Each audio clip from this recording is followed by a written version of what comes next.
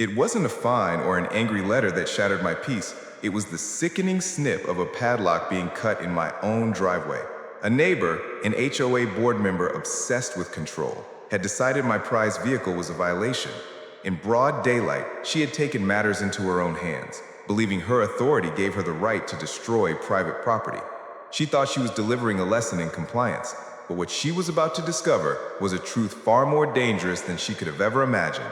A pristine suburban street with a rugged Jeep, the community seemed, at a glance, like a perfect painting of American suburbia.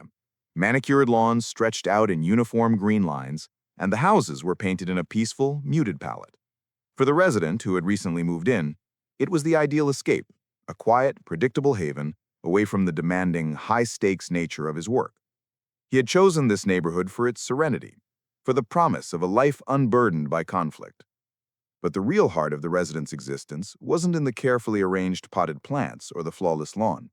It was in the vehicle parked behind his home. A rugged, no-nonsense Jeep, built for function over flash. It was a tool more than a toy, a partner that had seen and done things far beyond the perfect streets of this neighborhood.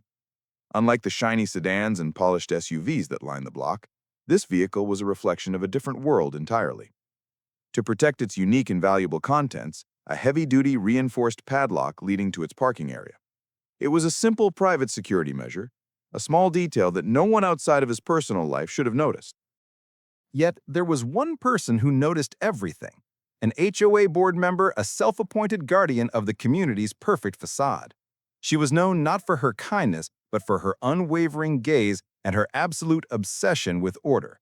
She saw every misplaced garbage can, every blade of grass too long, and every detail that dared to challenge her vision of perfection. To her, the Jeep was an eyesore. It was an anomaly. And that padlock, that simple, practical measure of security, was a blatant challenge to her authority. She watched the home from her window, convinced that the resident was defying the rules she had worked so hard to enforce. The peaceful life he sought was about to collide with a power that saw his simple need for security not as a necessity, but as a personal affront. The quiet calm of the neighborhood was an illusion, and the first shot had already been fired. The initial letter arrived in a standard cream-colored envelope, its contents as sterile as the manicured lawns it was meant to protect. It cited a rarely seen bylaw concerning vehicular aesthetics and private property encroachments. The resident felt a surge of disbelief as he read it, a note of absurdity running through the perfectly formal language. The HOA wanted to fine him for the padlock, a simple, heavy-duty padlock that secured his vehicle. It was a warning, a demand that felt less like a rule and more like a personal challenge. He considered it a mistake, a clerical error, from a bureaucracy that had too much time on its hands. He drafted a polite, fact-based response, explaining the padlock was a security measure, a small necessity. He didn't mention the true nature of his work or the reason for the lock. He simply explained that it was a personal right, a small piece of security on his own property. He slipped the letter into the mail, convinced that logic would prevail. Logic, however, was not the currency of this particular HOA board member. The reply was not an apology, but a further escalation. A second letter arrived, bolder and more aggressive than the first. The fines had doubled. This new missive cited a different bylaw, one about unauthorized modifications to a property's egress points.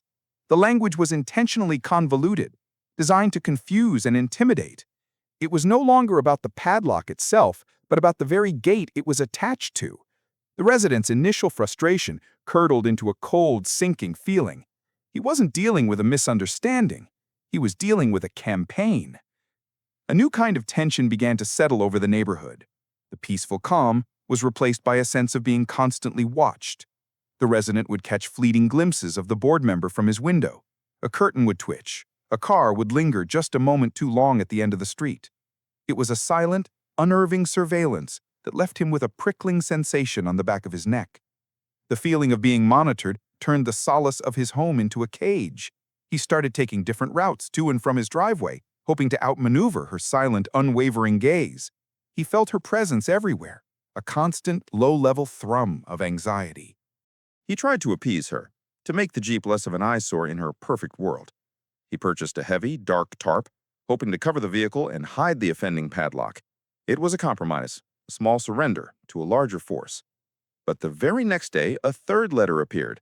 This one slid into his mailbox not by a postal carrier, but by a person he could only assume was the board member herself. This letter was not about the padlock. It was about the tarp. Unapproved external covering, it read, followed by another, even larger fine. The absurdity of it was almost comical, but the laughter died in his throat. The harassment became brazen. He came home one afternoon to find her standing a few feet from his driveway, a small camera clutched in her hand. She was meticulously documenting every rust spot, every smudge of dirt, every small detail she could find to add to her growing dossier of his supposed non-compliance. He felt a wave of rage so powerful it almost buckled his knees. This was no longer about rules, it was personal. He was no longer a resident, he was a target. In a desperate final attempt to find solid ground, he took the HOA documents to a lawyer. The meeting was a sobering blow. The attorney, a man with tired eyes and a deep understanding of small-town politics, laid it all out.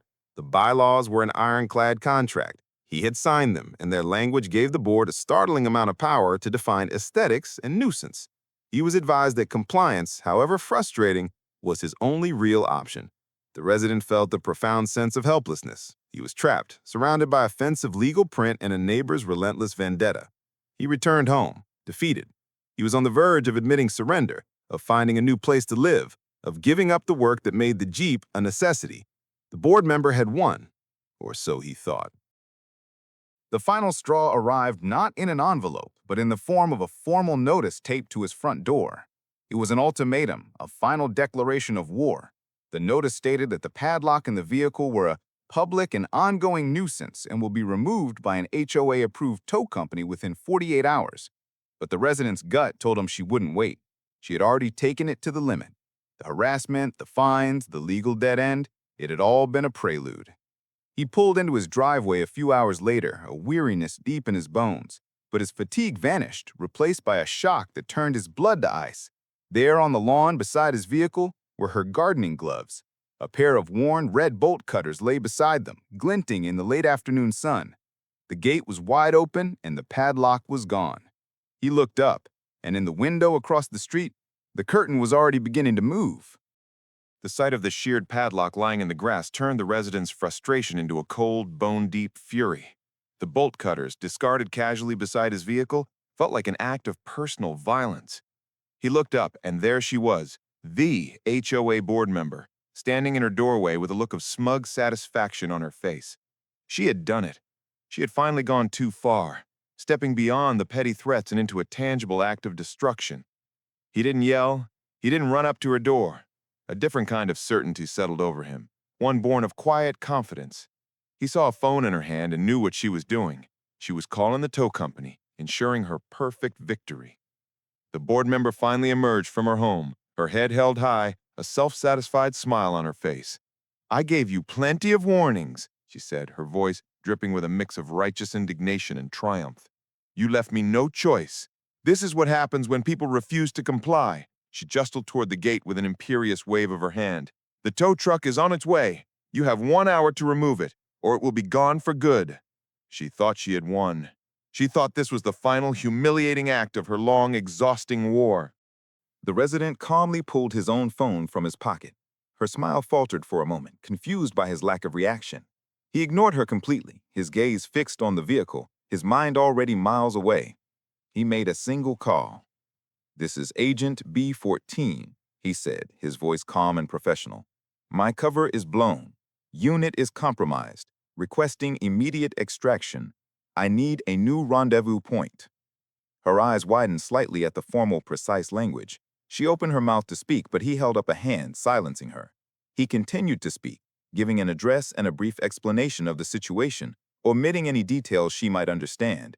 She stood there, completely baffled, her perfect script falling apart in front of her.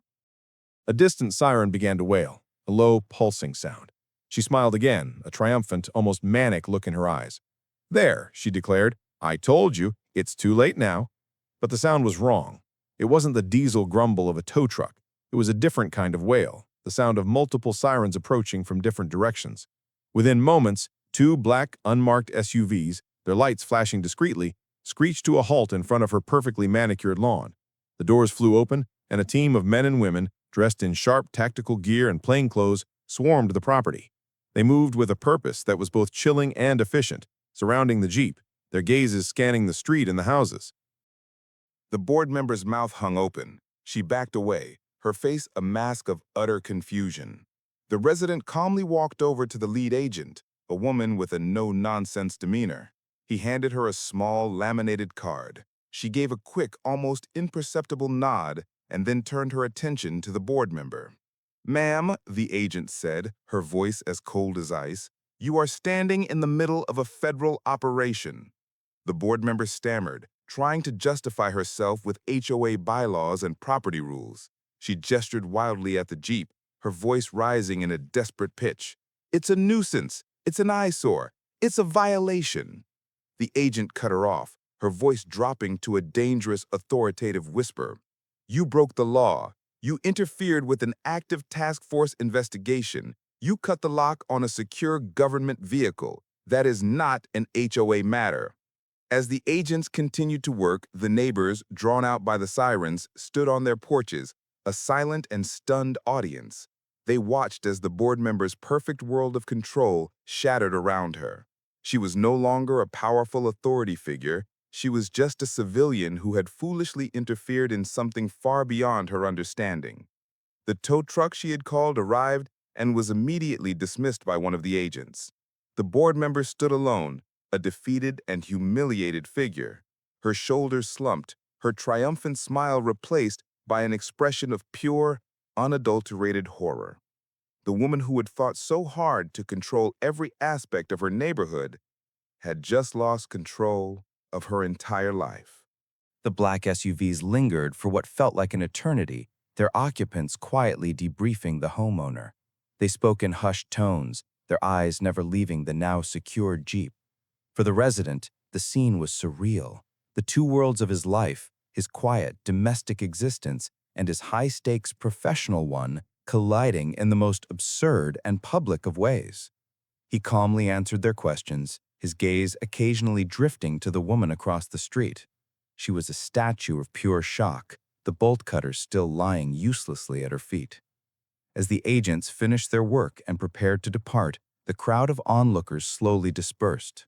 The silence that fell over the street was heavier than any of the noise that had come before. It was a silence of collective understanding, of a power dynamic that had just been irrevocably shattered. The woman who had ruled the neighborhood with a clipboard and a scowl was now a defeated, pathetic figure. She watched from her porch as her neighbors avoided her gaze, their hushed whispers following her movements like shadows. The legal fallout was swift and absolute. She was charged with a litany of offenses, from malicious property damage to interference with a federal operation. The HOA, in a panic effort to save its own reputation, immediately stripped her of all power and issued a public apology. The board president, a meek man who had long cowered in her shadow, resigned the following day. For the resident, the entire ordeal was an affirmation of his decision to live a quiet life, a stark contrast to the drama that had consumed his neighbor. He was given a new, more discreet vehicle, and life, on the surface, returned to its peaceful rhythm. But the neighborhood was changed forever. The manicured lawns and identical houses no longer felt like a prison. They were simply homes, occupied by people who had seen a bully topple and a hero emerge. The HOA board, now a shell of its former self, was stripped of its more draconian rules. The community, once a hotbed of petty gossip, became a place of newfound solidarity. Neighbors who had once been strangers now shared knowing glances, a shared experience of having witnessed the fall of a tyrant. The woman at the center of the storm could not bear the weight of her humiliation. Her power had been her identity, and without it, she was nothing more than a pariah. She no longer stood at her window watching for infractions. She no longer sent letters filled with threats and fines. Her own yard, once a perfect display of suburban conformity, grew wild and unkempt. A for sale sign was planted on her lawn, an undeniable symbol of her defeat. The very community she had sought to control became the jailer of her reputation, her shame, the bars of her self-imposed prison. The final act of the drama came weeks later. A moving truck sat in her driveway, its ramp leading into the quiet emptiness of her home. The resident watched from a distance as she emerged for the last time, her face pale, her shoulders slumped. She looked at the community she had terrorized, her eyes filled with a hollow regret. She had gone too far. She had mistaken her small-town authority for true power, and in doing so, had stumbled into a world she could never hope to control. This story isn't just about a padlock or an HOA fine. It's about the thin veil between our mundane lives and the unknown realities that others live. It's about the dangers of unchecked authority and the petty tyrants who believe their rules are the only ones that matter. And it's about a single, reckless act that exposed the fragility of a perfect illusion and revealed the shocking truth hidden beneath. It makes you wonder, doesn't it? What is your neighbor hiding behind their perfectly closed garage door? And what would it take for the small battles of your life to collide with a world you never saw coming?